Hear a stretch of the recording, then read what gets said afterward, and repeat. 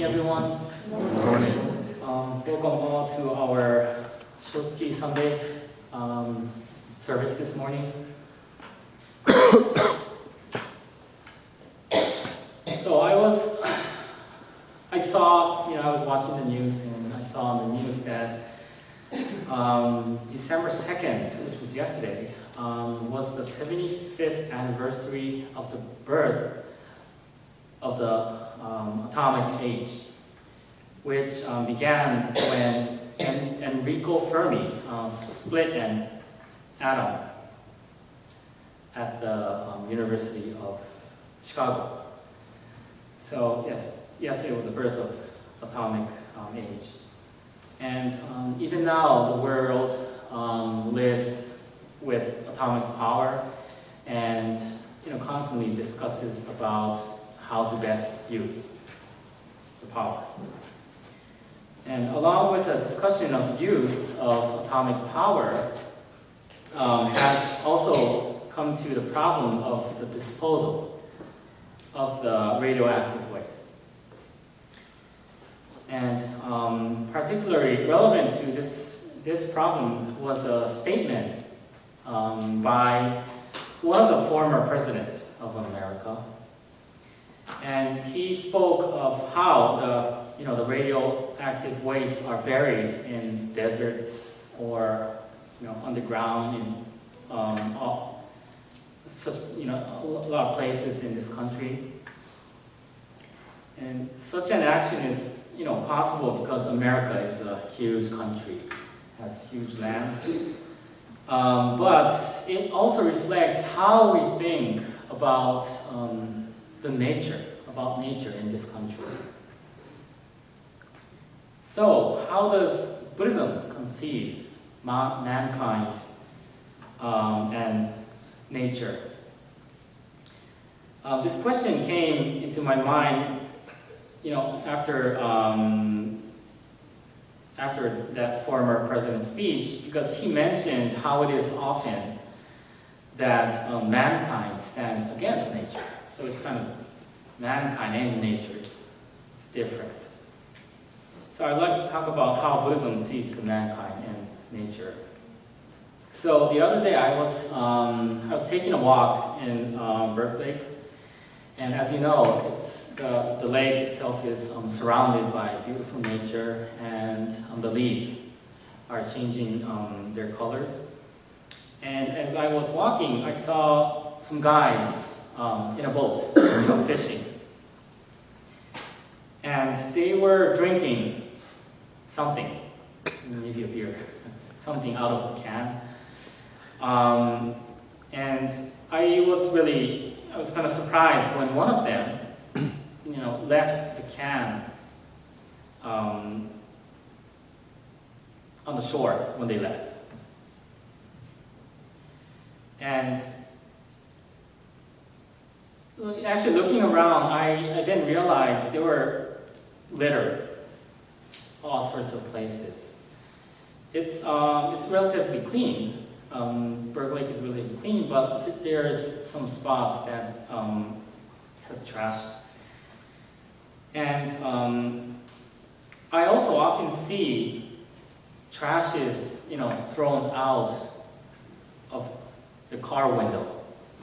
When we're driving, like cigarettes and the candy wraps, and so I kind of thought that those who litter may think that someone will take care of their trash. So maybe it wasn't a big a deal. It didn't matter to them because their mind has the idea that someone will take care of my trash. However, thinking about this further, it occurs to me that they litter because they see themselves as separate from the nature. And this is, I think this is mankind against nature. But Buddhism has the idea of mankind with nature. not against it. And I think many of you have heard the word, middle path. So Siddhartha, the founder of Buddhism, the enlightened one, taught us that it is a mistake to clinch too hard on one side or the other of a two separated argument. And rather he suggested we should balance between the two. And this he called the middle path. The idea of mankind against nature seems to me to clinch on one side of a two-sided path. And it creates a division between mankind and nature. And then it opposes the one to the other.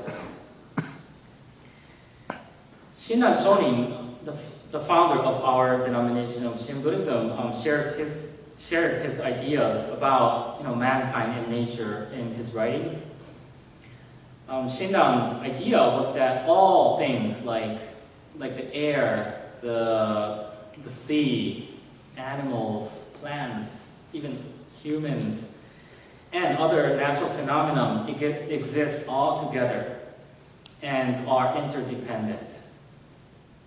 So without air, we cannot live, and that's kind of obvious.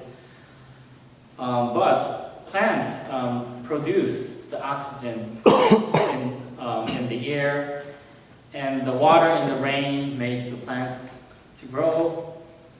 So the air and the water nurtures the plants nurtures the animals, and all these things nurtures us. All these things nurtures us.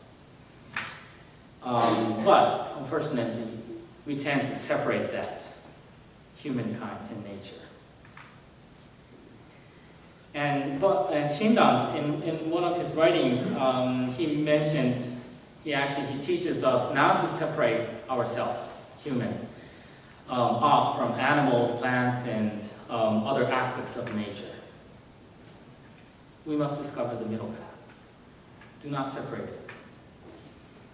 And interdependency makes this possible because when we realize that all nature phenomena are interconnected, as we awaken that everything nurtures us, it becomes impossible to separate them from us.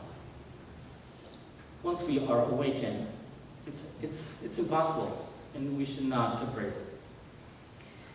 And this idea of middle path, mankind with nature, I think it's a really wonderful idea that can help us in our everyday lives. And this, for all of us, should be the purpose of the Dharma, the Buddha's teachings. So please join me in Gasho. By reciting the Nembutsu Namo Amida Butsu, we are always reminded what makes our individual lives even more meaningful, and always reminded the Dharma in times of need. Namo Amida Butsu. Namo Amida Butsu. Namo Amida Butsu. Namo Amida Butsu. Namo Amida Butsu. Namo Amida Butsu.